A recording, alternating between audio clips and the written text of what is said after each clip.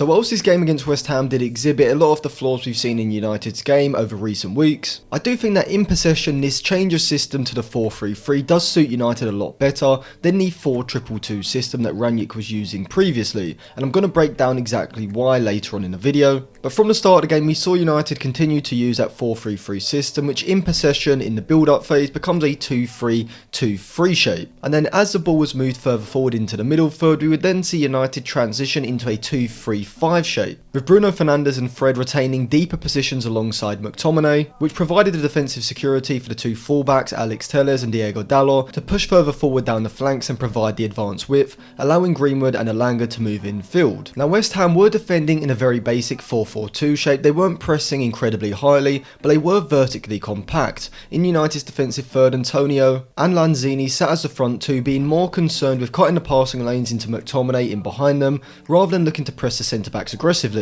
Now this did allow United to progress the ball into the middle third quite easily because of West Ham's passivity. However, West Ham's structured and disciplined 4-4-2 shape made it incredibly hard for United to break them down in the middle third, with the positioning of West Ham's forward and midfield line being very good, and Declan Rice was particularly good in the centre of midfield, with his positioning and awareness of opposition players' movement being excellent. If you watch him play you can see him always looking over his shoulder, looking to be positioned in the right place to cut off the passing lane, and this stopped United being able to work the ball into the likes of Elanga, Greenwood and Bruno Fernandes, and even Ronaldo at some points as well, who would drop between the lines. And we did see that when Ronaldo would drop to open up a passing lane to receive a direct vertical pass from one of United's deeper players, Declan Rice was excellent at stepping out, applying the pressure and putting in the tackle to win the ball back. Now despite United eventually getting the winner in the 93rd minute, I think United struggled massively in possession in this game, and I'm going to break that down further. Let me tell you about the phone cases at elclasicocases.com, where for under £20 you can get a great quality phone case which is going to protect your phone from damage, but also a case with a fantastic and unique design. You can get the Fergie time case, which is obviously relevant for today's game with Rashford scoring in the 93rd minute. They've got the Ronaldo Sue celebration, which is my personal favourite, the Pogba Dab celebration, but they've also got non-Manchester United ones as well, like the Neymar rainbow flick, the Ibrahimovic bicycle kick and the Zidane headbutt, as well as many others as well, so definitely check those out. A link will be left in the description below. They also offer a 100% money back guarantee, so if you're not satisfied with the product you can get your money back, but I really can't see anyone being disappointed with these phone cases, and if you use code AF at checkout you'll also get 25% off as well, and you will be helping to support the channel, so that is very much appreciated too. So throughout pretty much the whole game each side managed to cancel the other one out. West Ham, as I've already said, did this by sitting passively in a 4-4-2 shape, but Manchester United at the other end did this through their counter pressing. What we would see is that when United lost the ball in West Ham's defensive third,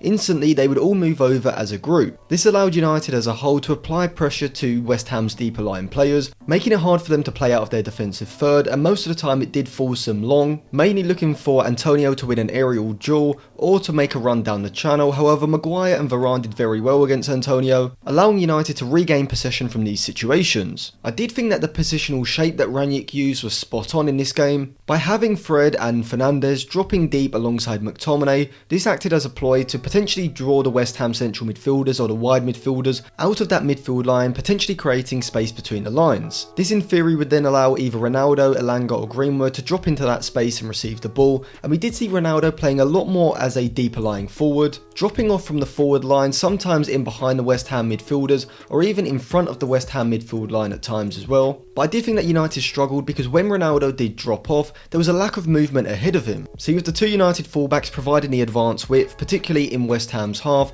this should have allowed Greenwood and Elanga to move into more central positions and make runs ahead of Ronaldo in behind the West Ham back line when he dropped off. And in the second half we saw how effective this movement of Ronaldo could be when Fernandes had the ball in a deeper position and Fred had pushed up the field, and when on the ball Fernandes has the vision and passing ability to play this incisive pass, breaking the West Ham midfield line, and eventually the ball runs for Fred, who's made a run off of Ronaldo and he gets into a shooting position. And whilst this didn't exactly amount to a clear-cut chance, it certainly showed the potential that United could have had if they were able to use movement ahead of Ronaldo to exploit the space that was created when the West Ham centre-backs would move out of that defensive line. And I think ideally Rangnick would have Bruno Fernandes making these runs ahead of Ronaldo. However, the problem United have, which I've spoken about many times, is they do lack creativity, unless Bruno Fernandes is the player dropping deep. When Paul Pogba comes back, United will be less reliant on Bruno Fernandes, and then they can have both Pogba and Fernandes alternating their roles. Sometimes you could have Pogba in that deeper position looking to play those incisive passes,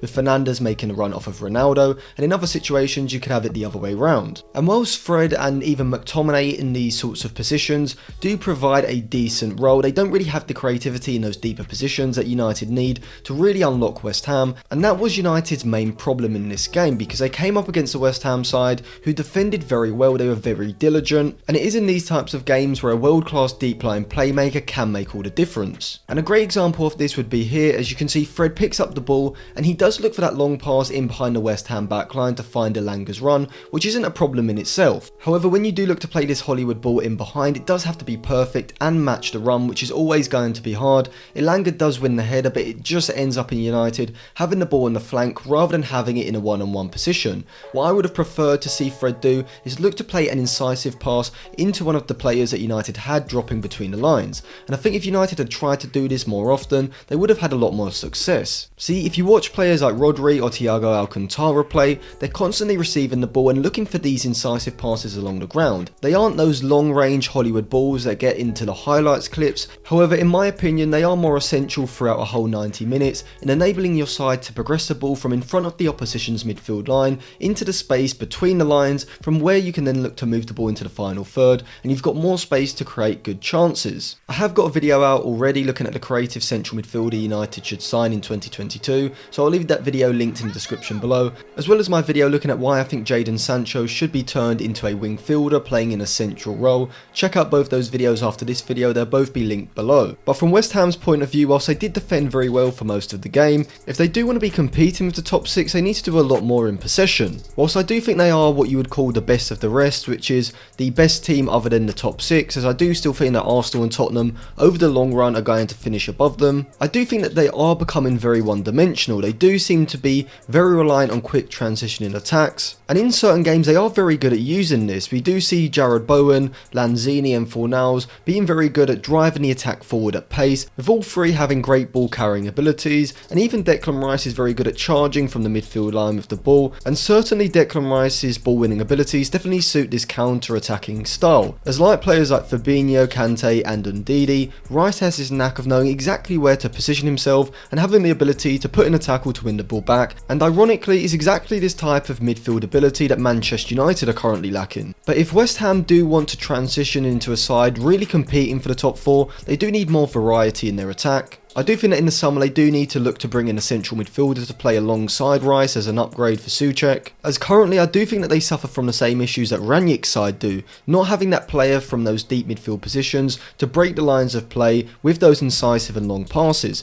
So I would be looking for a deeper line creator to bring in to play alongside Rice, and potentially looking to bring in 2 fullbacks who have better dribbling ability and ball carrying ability than their current options, as this will enable them to drive the attack forward quicker, as what we saw in this game a lot is the ball gets shifted out to Kufal and he would play a long pass down the channel, and this would simply allow United to regain possession. However, if you do have fullbacks who are better long and incisive passers and can dribble past players in the midfield, then this does add another dimension to your attack, making it easier for you to progress the ball into the final third. Now I am going to show you both sides XG, not just at the end of the game but throughout the game as well, but before I show you that, let's break down the match winning goal. So you see here that Alex Telles has regained possession for Manchester United in their half, and you can also see that Thomas Souček has pushed far up the pitch, and in hindsight you would say that West Ham probably should have been more conservative and had their 2 central midfielders just sitting and protecting that back line. Alex Telles' ball forward falls to the feet of Ronaldo, and from here United have a series of very simple passes, but crucially they were all played with exactly the right timing and weight on the ball. Martial's pass to Cavani has both the perfect weight and the perfect timing,